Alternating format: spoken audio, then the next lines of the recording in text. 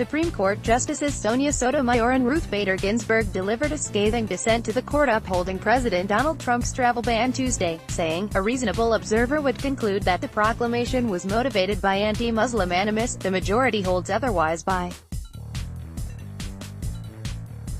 ignoring the facts, misconstruing our legal precedent, and turning a blind eye to the pain and suffering the proclamation inflicts upon countless families and individuals, many of whom are United States citizens." Sotomayor wrote in the dissenting opinion, which Ginsburg joined. The ban, announced in September, is the third iteration of a Trump policy to crack down on immigration from Muslim-majority countries. Lower courts blocked the ban last fall, but the Supreme Court allowed it to go into effect in December while legal proceedings continued in the case Trump v.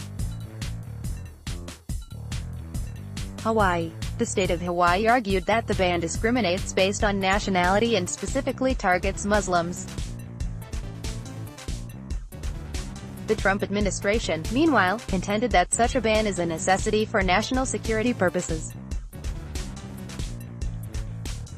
The majority decision held that the president was within his authority to enact a travel ban, which severely restricted the ability of certain foreign nationals and refugees to enter the U.S. Despite several opportunities to do so, President Trump has never disavowed any of his prior statements about Islam. Dissent by Justices Sotomayor and Ruth Bader Ginsburg. But the dissent by Sotomayor and Ginsburg argued Trump's travel ban couldn't be considered outside the statements of the man himself. Trump has repeatedly shared negative opinions about Muslims, and has explicitly called for banning them from the U.S. According to an advisor, he also asked for help in carrying out the plan legally. Ultimately, what began as a policy explicitly calling for a total and complete shutdown of Muslims entering the United States has since morphed into a proclamation putatively based on national security concerns, the justices wrote. But this new window dressing cannot conceal an unassailable fact. The words of the president and his advisors create the strong perception that the proclamation is contaminated by impermissible discriminatory animus against Islam and its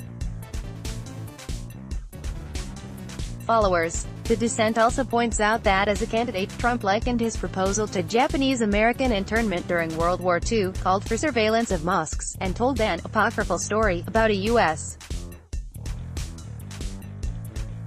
general killing Muslim insurgents with bullets dipped in pig's blood.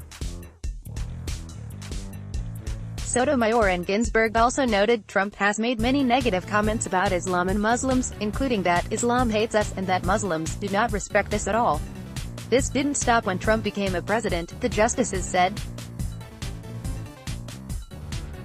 In April 2017, Trump recited a poem called "The Snake" in reference to Syrian refugees. He retweeted anti-Muslim videos in November. He hasn't apologized or taken back any of it.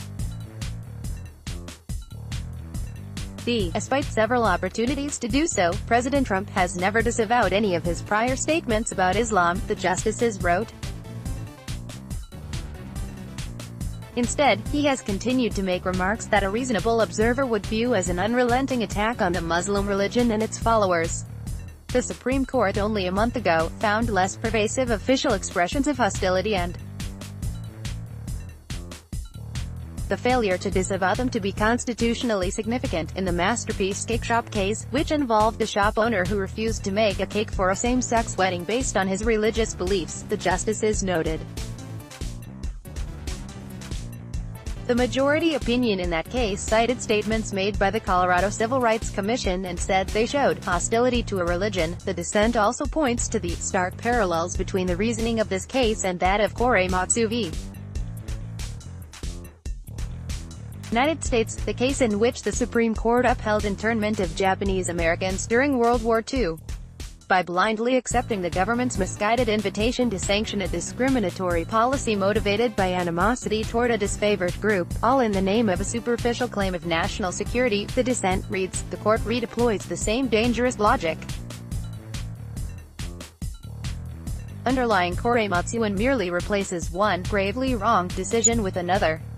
Related coverage: Supreme Court rules 5-4 in favor of Trump's travel ban. Sean Spicer claims White House has been consistent on calling travel ban a ban. What Trump's travel ban means for you. Download. Do you have information you want to share with HuffPost? Here's how.